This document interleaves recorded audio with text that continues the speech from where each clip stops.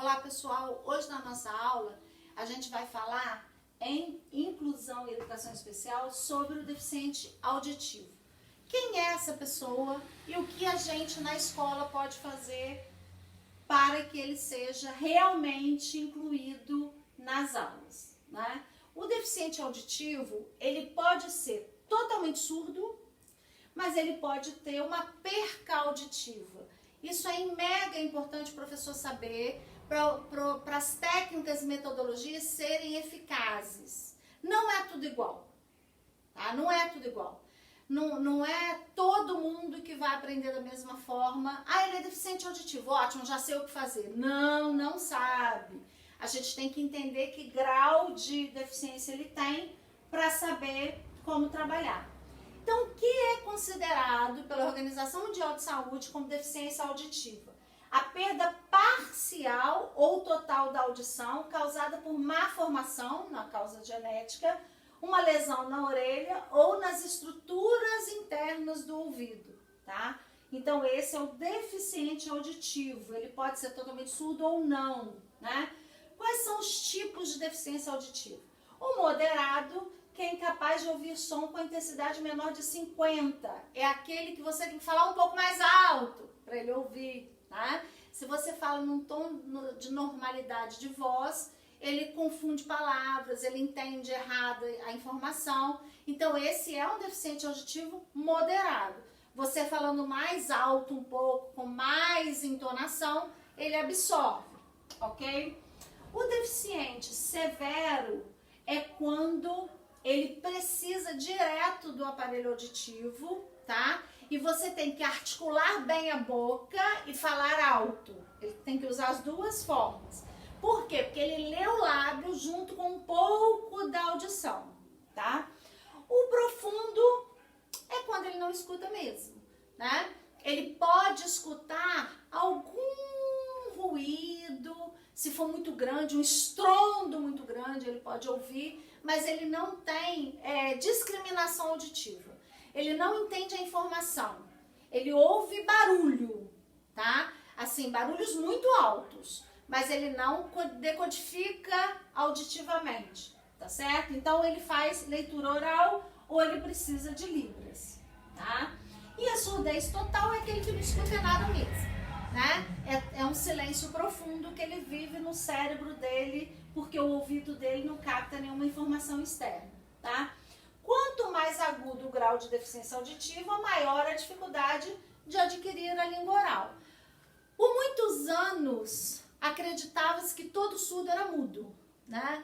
Depois é que as pessoas foram percebendo que não, ele não fala porque ele não escuta, mas ele não é, a parte de oralidade dele, fisicamente falando, na maioria das vezes ela é perfeita, né? Ele só não emite som, ele só não fala porque ele não escuta, então ele não vai reproduzir o que ele ouviu, mas ele emite grunhidos, ele emite sons, ele faz alguns movimentos com a boca e solta alguma coisa, ele só não solta a informação, porque ele não absorve essa informação, tá certo? Geralmente, quem diagnostica são fonoaudiólogos, otorrinos e neurologistas, porque isso também pode ser comprometimento neurológico, né? Então, por isso o neurologista está presente, tá? A escola que tem deficiente auditivo, né? O leve nem tanto, mas do moderado, agudo ou severo, que é o totalmente surdo, a escola tem a obrigação de oferecer um intérprete de Libras e encaminhar para uma sala de atendimento educacional especializado, que em algumas redes são chamadas de salas de recursos e outras salas de apoio, né? Tem vários nomes, mas o nome oficial é sala de atendimento educacional especializado, tá? Essa é função, é obrigação da escola, isso é lei, tá? Então a escola tem que entrar em contato com a Secretaria de Educação. E se for uma escola privada, aí a escola que tem que arcar com isso, né? No dia a dia, os professores podem facilitar um pouquinho esse aprendizado, né? Primeiro, colocar a criança ou o aluno na primeira carteira, falar olhando para ele, não pode falar de costa para a turma, porque senão ele não vai ouvir. Ele lê o lábio o tempo inteiro, né? Falar com clareza clareza, não cobrir a boca, não falar com a boca fechada, articular bem a boca para falar paulatinamente, não adianta falar que não dá tempo dele absorver. Então tem que ter todo esse cuidado de oralização, tá?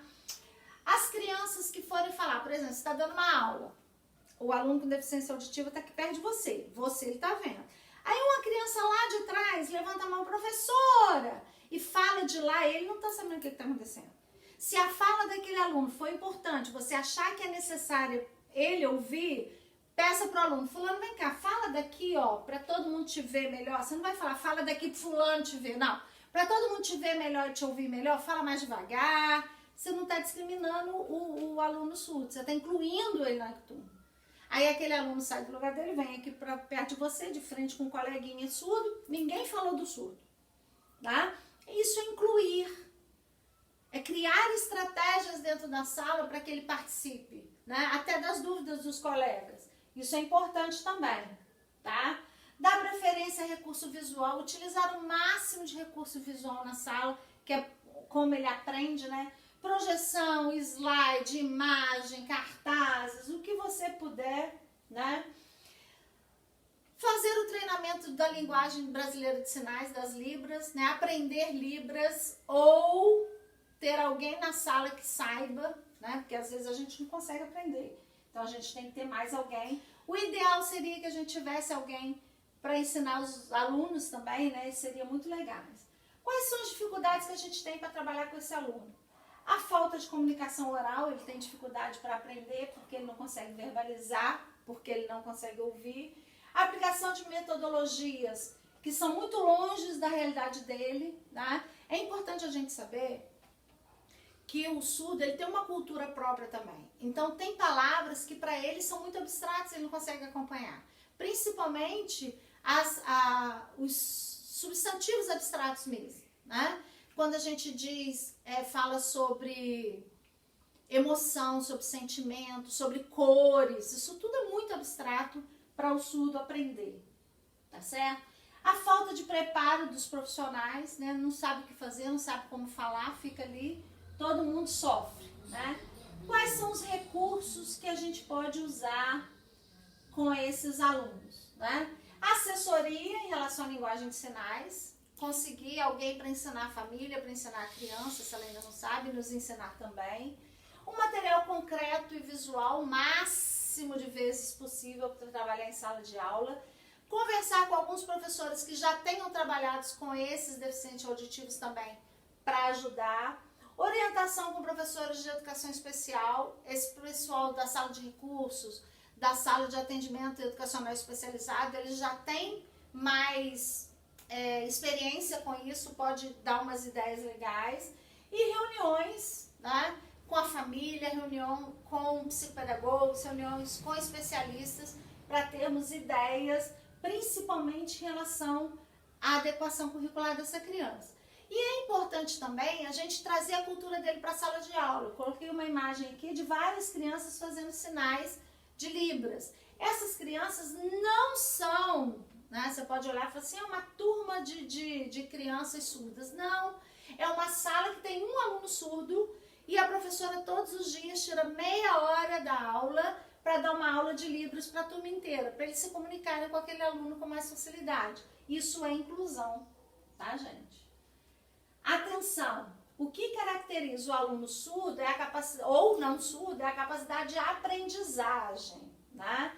Então, eu tenho falado isso sempre, desde o início do ano, a importância de olhar para ele como um sujeito aprendiz. E quais são as fragilidades e dificuldades dele, mas quais também são as potencialidades dele. Isso é importante. Eu saber inserir para aquele aluno tudo aquilo que ele é capaz de fazer de acordo com as adequações necessárias. Não olhar para ele como um surdo, mas como um aluno capaz de aprender por outros recursos, por um outro processo, mas é capaz de aprender de alguma forma, né? E eu preciso descobrir qual é essa forma. Esse, para mim, é o grande pulo do gato, é o segredo do sucesso. Saber como trabalhar com o aluno independente da fragilidade que ele tenha. Eu preciso saber até onde ele já foi, o que ele já sabe. E a partir daí criar estratégias para ele alcançar o que ele não sabe. E alcançar o máximo possível do que ele não sabe. Independente de qual seja a deficiência desse aluno. Ok? Obrigada, gente. Valeu. Até a próxima aula.